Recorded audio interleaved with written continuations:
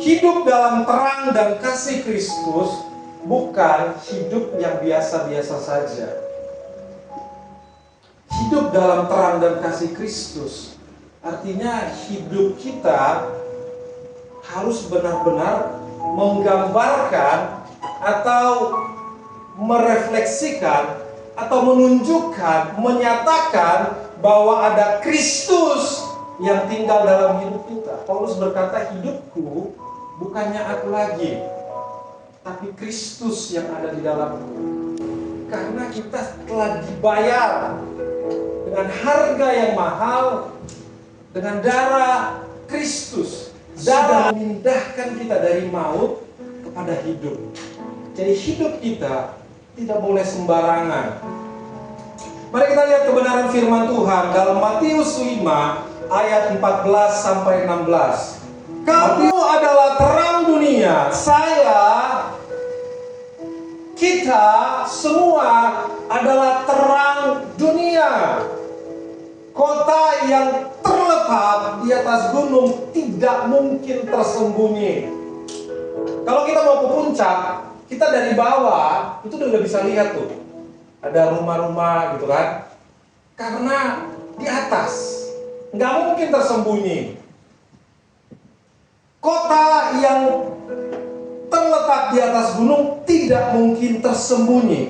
Lagi pula orang tidak menyalakan pelita lalu meletakkannya di bawah gantang, melainkan di atas kaki dia, sehingga menerangi semua orang di dalam rumah.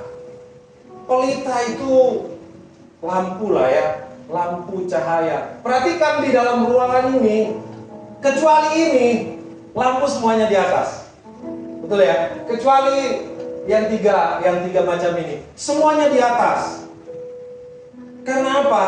Orang nggak menaruh lampu itu di bawah, kecuali untuk purpose tertentu. Orang menaruh lampu itu di atas. Lagi pula tidak menyalakan pelita lalu meletakkannya di bawah gantang. Jadi maksudnya itu begini, ini pelita, terus gantang itu kayak baskom lah ya, terus ditutupin. Ini pelita, ditutupin begini, di bawah gantang kan. Nggak ada gunanya dong. Nggak ada gunanya ini pelita dinyalain kalau harus ditutupin.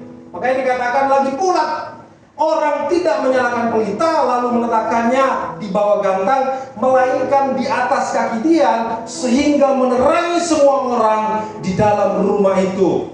Demikianlah hendaknya terangmu bercahaya di depan orang, supaya mereka melihat perbuatanmu yang baik dan memuliakan Bapamu yang di sorga. Demikianlah hendaknya hidup kita. Seperti lampu tadi, orang melihat. Dengan adanya lampu, orang bisa membaca, orang bisa melakukan aktivitas baik dan memuliakan Bapamu yang di sorga. Perbuatan kita yang hidup dalam Tuhan, yang sudah ditebus oleh darah Yesus, perbuatan kita harus perbuatan yang baik, harus menunjukkan bahwa ada Kristus dalam kita. Bukan, jangan sampai perbuatan yang dilihat orang, perbuatan yang disorot orang, perbuatan kita yang tidak baik. Orang kecenderungannya itu memperhatikan hal-hal yang tidak baik. Begini, contohnya gini. Mungkin teman-teman juga pernah dengar cerita atau dengar baca sebuah buku. Dia bilang begini, kalau kisah yang menyakitkan itu diulang-ulang tetap sakit. Ingat-ingat deh. Kalau kamu pernah disakitin orang, ketika kita ingat satu kali, berasa nggak sakitnya? Sakitnya di sini ya kan? Kedua kali diingat, sakit nggak? Sakit tetap. 3 kali diingat, tetap sakit. Tetap sakit. Tapi kalau hal yang baik, kalau diulang, contohnya lelucon, gitu kan? Kalau sekali, oh lucu, ketawa kita. Pas 2 kali diulang, hehehe, gitu kan? Cuma menghargai doang. Ketiga kali, kita cuma diam. 4 kali, bosan deh, gitu kan? Udah berapa kali cerita hal yang sama, bosan. Hal yang baik itu gampang dilupakan. Jangan sampai yang kelihatan itu hal-hal yang tidak baik, karena itu yang disorot orang. Perbuatan kita yang baik, banyak perbuatan kita yang baik, tapi suatu ketika kita melakukan hal yang jahat, yang di blow up itu yang jahatnya. Makanya ada pepatah mengatakan, gara-gara nilai setitik rusak susu sebelahnya. Jangan sampai yang dilihat orang itu adalah perbuatan-perbuatan kita yang tidak memuliakan Tuhan. Makanya kita berkata, supaya mereka melihat perbuatanmu yang baik dan memuliakan Bapamu yang di surga. Pertanyaannya, bagaimana caranya agar hidup kita hidup yang berjalan dalam terang dan kasih Tuhan? Bagaimana caranya, ya kan? Bagaimana caranya agar yang dilihat orang adalah hal-hal yang baik dari diri kita? Baik. Kita kalau dari dalam diri kita semuanya hal-hal yang jahat, makanya Salomo berkata, peliharalah hati, jagalah hatimu dengan segala kewaspadaan. Kenapa? Karena dari situlah terpancar seluruh kehidupan. Meniru perilaku, sifat, karakter Allah, meneladani sifat Allah. Tolong baca Efesus 5 ayat 1-2. Kita harus meneladani sifat Allah. Sebab itu jadilah peniru Allah seperti anak-anak yang kekasih. Anak yang kekasih itu anak yang dengar-dengaran. Jadi terang, menjadi teladan di sekitar kita. Kita harus mengikuti teladan Kristus, teladan Allah, seperti anak-anak yang kekasih, dan hiduplah dalam kasih sebagaimana Kristus Yesus juga telah mengasihi kamu dan telah menyerahkan dirinya untuk kita sebagai persembahan dan korban yang harum bagi Allah. Memang meniru itu tidak gampang. Jadi, untuk itulah kita dipanggil, untuk itulah kita ditebus, untuk itulah kita dipilih. Amin. Ada yang merasa gampang mengikut Tuhan? Yesus berkata, ikutlah aku, sangkal diri, pikul salib. Nggak gampang. Mengikut Tuhan itu nggak gampang. Mengikut Tuhan itu susah. Tapi apa ketika Roh Kudus yang ada pada kita, ketika Roh Kudus dicurahkan bagi kita, kita akan mampu. Roh Kudus yang akan memampukan kita. Roh Kudus yang akan menuntun kita. Makanya ketika kita menghadapi percobaan, menghadapi pergumulan, menghadapi tantangan, datanglah pada Tuhan, minta kekuatan pada Tuhan. Ya, apa yang kita teladani? Kita meneladani pengorbanannya Tuhan. Sebagai murid Kristus, sebagai pengikut Kristus, kita sering sekali dituntut untuk berkorban. Kalau istilah rohaninya, perobekan daging. Keinginan dagingnya harus disingkirkan, egonya harus diiris, menang sendirinya harus dipatahkan. Karena melayani itu tidak gampang, melayani itu tidak mudah. Kasih itu harus berkorban. Berkorban apa? Berkorban perasaan. Tidak. Kita harus mau berkorban. Karena apa? Karena Yesus sendiri, Allah sendiri, karena begitu besar kasih Allah akan dunia ini, sehingga Dia mengaruniakan anaknya yang tunggal, supaya setiap orang yang percaya kepadanya tidak binasa. Tuhan sendiri sudah terlebih dahulu berkorban, mengorbankan anaknya yang tunggal. Anaknya yang tunggal saja diberikannya kepada kita, apalagi yang lain. Soal harta, soal pekerjaan, masa depan, studi, pendidikan, bisnis, pasangan hidup, pacar, anaknya saja dikasih. Masa iya yang lain gak dikasih? Gak mungkin. Lagi, hidup dalam kasih, hidup sebagai orang Kristen, kita harus banyak memaafkan. Kita harus sering-sering mengampuni.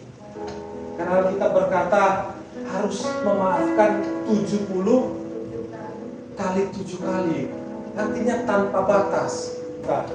Dia gampang. Ya enggak lah. Kata siapa? Enggak ada. Kalau orang bilang gampang, menurut saya pribadi bohong. Kata siapa gampang? Enggak gampang. Kalau gampang semua orang bisa lakukan. Justru karena susah. Untuk itulah kita dipanggil. Yesus sendiri sudah memberikan contoh. Waktu Tuhan menurunkan air bah Alkitab berkata, Alkitab mencatat manusia yang timbul dalam hatinya hanya kejahatan, hanya kedurhakaan, hanya menyakiti hati Tuhan. Tapi sekalipun demikian, Tuhan tetap mengaruniakan anaknya yang tunggal. Jadi untuk kita menjadi terang, yang pertama kita harus meneladani Kristus. Kita harus mau berkorban. Kita harus menunjukkan kasih kita kepada sesama kita, kepada saudara, kepada orang tua, terutama kepada rekan kerja. Kalau ada yang hard feeling, kalau ada yang gak cocok, omongin baik-baik, utarakan baik-baik. Segala sesuatu bisa diselesaikan. Yang penting ada itikat baiknya. Poin yang kedua, bagaimana untuk menjadi terang, hidup dalam terang dan kasih Kristus, yaitu menjauhi perbuatan kegelapan. Bagaimana sepatutnya bagi orang-orang kudus percabulan rupa-rupa kecemaran, demikian juga perkataan yang kotor, dan sedikit-sedikit keluar kebun binatang, ragunan. Karena hal-hal ini tidak pantas, tetapi sebaliknya ucapkanlah syukur. Kita harus mengenali dosa. Kalau kita nggak kenal dosa, kita nggak tahu kita mau menjauhinya atau mendekat. Jangan sampai kita pikir itu keren gitu kan. Wah, saya nggak tahu sih, saya boleh minjem kata-kata ini ya atau enggak. Ya kayak jir gitu kan. Tahu ya, kata-kata jir. Kata-kata begitu nggak perlu lah. Keluarkan kata-kata yang baik, kata-kata yang memberkati. Karena itu pikirkanlah segala sesuatu yang baik. Pikirkanlah yang membangun, pikirkanlah yang positif.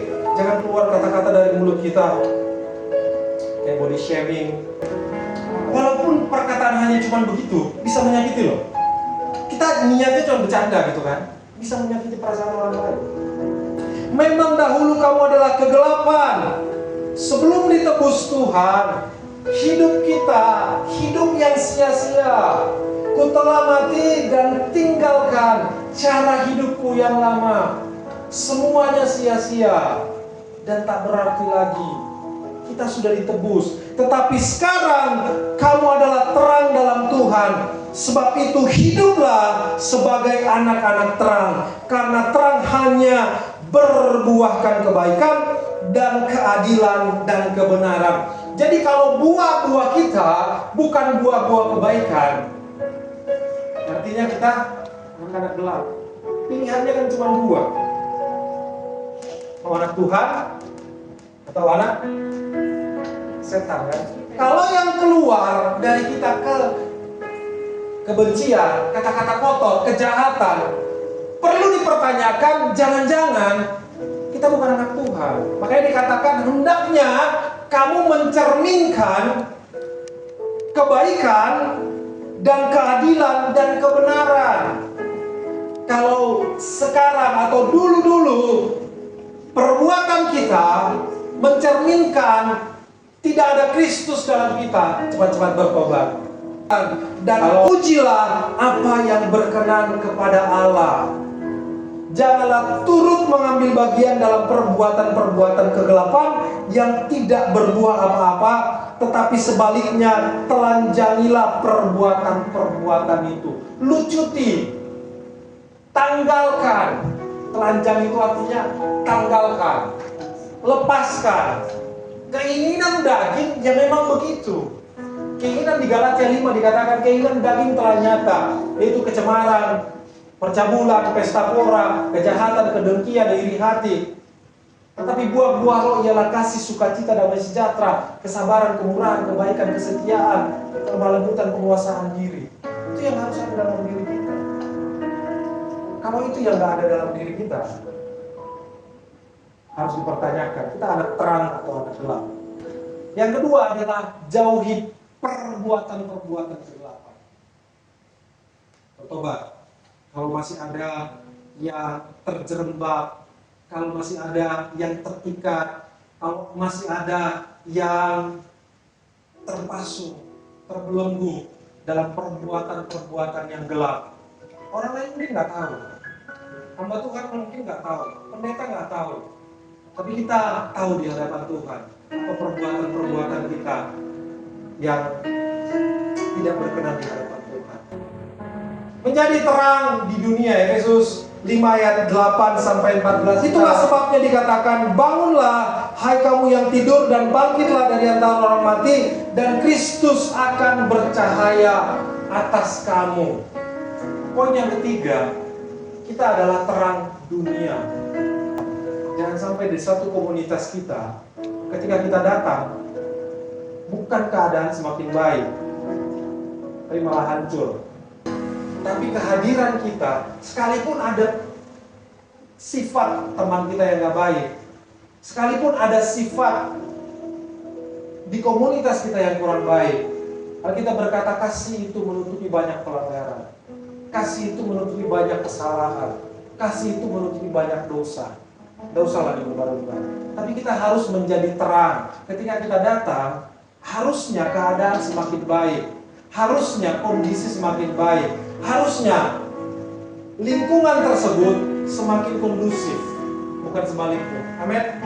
Di mana kamu hadir, mau dimanapun, mau di sekolah, mau di gereja, mau di pekerjaan, kehadiran kita itu harus membawa dampaknya. Bukankah hari-hari ini kalau kita buka sosial media, banyak yang meninggalkan imannya, banyak yang berbalik dari Tuhan karena hal-hal duniawi, karena materi, karena untuk popularitas yang seharusnya bisa menjadi terang Kristus, tapi berpindah.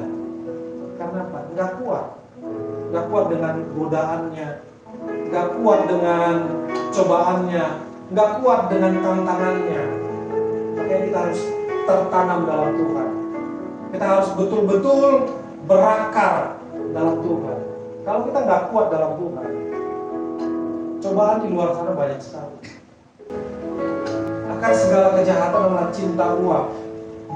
Karena memburu uanglah beberapa orang meninggalkan imannya. Karena memburu uang.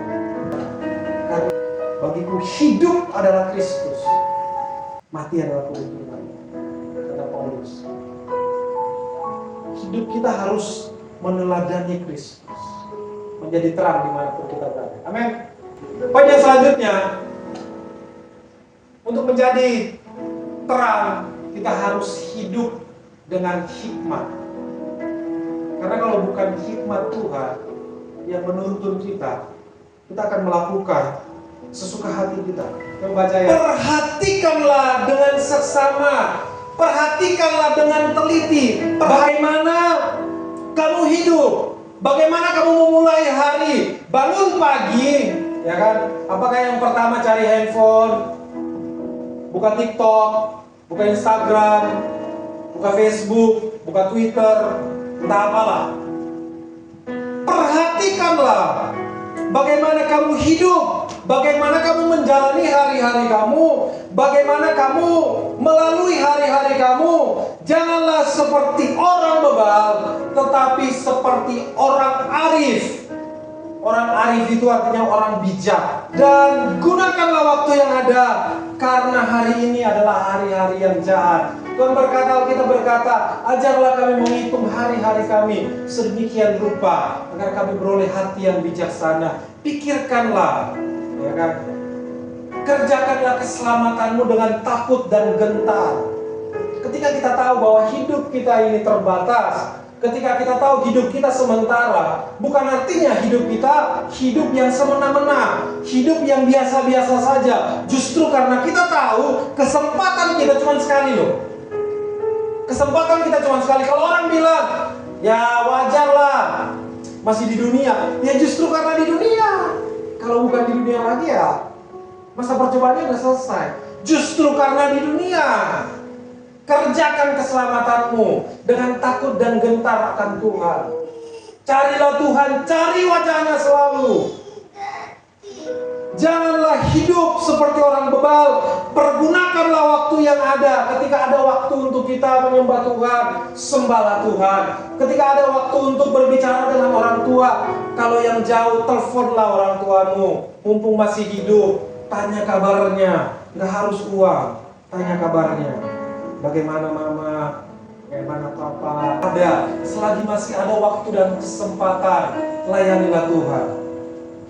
Amin. Sebab itu janganlah kamu bodoh, tetapi usahakanlah supaya kamu mengerti kehendak Allah. Kita harus mengerti kehendak Allah. Mana kehendak Allah, mana yang bukan kehendak Allah. Bagaimana kita tahu kehendak Allah atau bukan kalau kita nggak pernah baca Alkitab? Alkitab kan isi hati Tuhan. Untuk tahu isi hati Tuhan, untuk tahu kehendak Tuhan, baca Alkitab tiap hari. Kalau toh malas sekali gitu kan, downloadlah Alkitab yang voice, putar, gitu kan. At least nyamplok lah.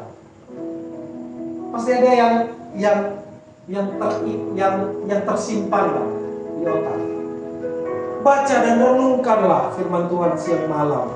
Alkitab itu kan isi surat cintanya Tuhan. Semakin sering kita baca, semakin kita sering perkatakan, semakin kita imani, kita akan menikmati kebaikan-kebaikan Tuhan. Kita akan menikmati janji-janji Tuhan. Kita akan menikmati apa yang Tuhan janjikan dalam hidup kita. Bagaimana Tuhan mau memberkati kita kalau kita nggak tahu caranya, gitu kan? Prinsip-prinsip kerajaan surga ya ada dalam Alkitab. Untuk kita tahu, kita harus baca Alkitab. Membaca Alkitab bukan sesuatu hal yang menyenangkan memang, tapi kita harus melatih diri. Kalau kita baca Alkitab, yang paling pertama itu ngantuk. Ya, baca setengah pasal, woi mata udah mulai berat. Wah berat sekali tuh mata tuh. Kalau saya waktu kecil dulu, orang-orang bilang ada iblis katanya di sini. Ditutup mata saya, katanya gitu. Dongeng waktu anak-anak. Padahal sebenarnya enggak kan, karena kita boring, bosan. Kadang-kadang kita nggak ngerti ini apa sih gitu kan. Tapi baca aja, berdoa, baca, renungkan. Karena itu ada kasih hikmat. Ada saatnya nanti di akhir zaman, Alkitab itu, firman Tuhan itu, Alkitab itu sudah nggak ada lagi, sudah hilang semuanya. Nah kita mau makan apa? Alkitab firman Tuhan itu kan makanan buat rohani kita. Kita mau merenungkan firman Tuhan apa? Kalau kita nggak pernah hafal, kalau kita nggak pernah tahu, jangan sampai kita tahunya hanya liturgi waktu anak-anak. Ini kan Kejadian 1 ayat 1, ada belajar firman itu bersama-sama dengan Allah. Cuma itu doang. Kalau nggak Yohanes 1 ayat 1. Pokoknya yang liturgi aja, liturgi sekolah minggu. Tapi bacalah firman Tuhan, renungkan. Karena Salomo berkata, permulaan hikmat adalah takut akan Tuhan. Ketika kita dapat hikmat Tuhan, kita akan tahu menggunakan waktu dengan bijak. Kita akan tahu berapa lama kita boleh megang handphone, berapa lama kita bisa scrolling. Ya, kita akan tahu waktunya untuk melakukan sesuatu. Dulu mengerjakan apa yang kehendak Tuhan. Kita berdoa pada Tuhan, minta hikmat Tuhan. Kita harus dipenuhi oleh Roh Kudus. Untuk kita bergantung pada Tuhan, dengan buah-buah roh. Kita harus memiliki hubungan intim dengan Tuhan. Ketika kita memiliki hubungan yang intim dengan Tuhan, kita akan mengerti mau Tuhan. Ketika kita juga minta pada Tuhan, Tuhan akan mengabulkan apa yang kita mau. Bahkan di ayat lain dikatakan, apa yang diingini hatimu, di Mazmur dikatakan, apa yang diingini hatimu, Tuhan akan berikan. Diingini hatimu, bukan yang dibutuhkan. Ketika kita dekat dengan Tuhan, ketika hidup kita menyatakan kasih Kristus, ketika hidup kita menjadi terang dimanapun kita berada, ketika hidup kita memperkenalkan Tuhan, Tuhan akan yang ngurusin hidup kita. Selama masa muda kita menyenangkan hati Tuhan, Tuhan yang sediakan. Seperti Daud, mana mungkin seorang Daud hanya penggembala domba. Pekerjaan penggembala domba itu bukan pekerjaan yang mulia. Itu salah satu pekerjaan yang levelnya rendah. Dari seorang yang rendah, ketika dikenal oleh Tuhan, Tuhan akan jadi raja. kita nggak kepikiran gitu kan. Kalau saya apa ya? Akan jadi apa ya? Jangan kita terlalu sibuk untuk mengurusi apa yang harus kita capai, bagaimana nantinya kita, bolehlah kita memikirkan, tapi jangan sampai segala pikiran kita terlalu terfokus ke sana. Ketika kita fokus mengerjakan apa yang dikehendaki Tuhan, Tuhan akan yang bertanggung jawab. Di Filipi dikatakan, Tuhanku akan mencukupi segala kebutuhanku, keperluanku, menurut kekayaan dan kemuliaannya. Bukan sibuk kita mengurus urusannya Tuhan. Nanti Tuhan yang akan tanggung jawab dengan urusan kita. Maka kamu yang di sorga juga tahu kamu membutuhkan itu. Tuhan tahu kita butuh itu. Tuhan tahu kita semua butuh duit. Tapi ketika kita mengerjakan perkenanan Tuhan, ketika mengerjakan yang menjadi purpose Tuhan dalam hidup kita, Tuhan akan tuntun kita. Jalan-jalan yang tadinya kita nggak pikirkan, Tuhan akan tuntun kita dari sana. Melewati hal-hal yang mustahil bagi kita, Tuhan akan tunjukkan penyediaannya. Tuhan itu akan tunjukkan penyertaannya dalam hidup kita. Yang penting kita harus menjadi terang di mana kita berada. Kita harus menjadi teladan. Kita harus menjadi berkat. Kita harus menunjukkan nilai-nilai Kristus, nilai-nilai kebenaran di mana kita berada. Amin.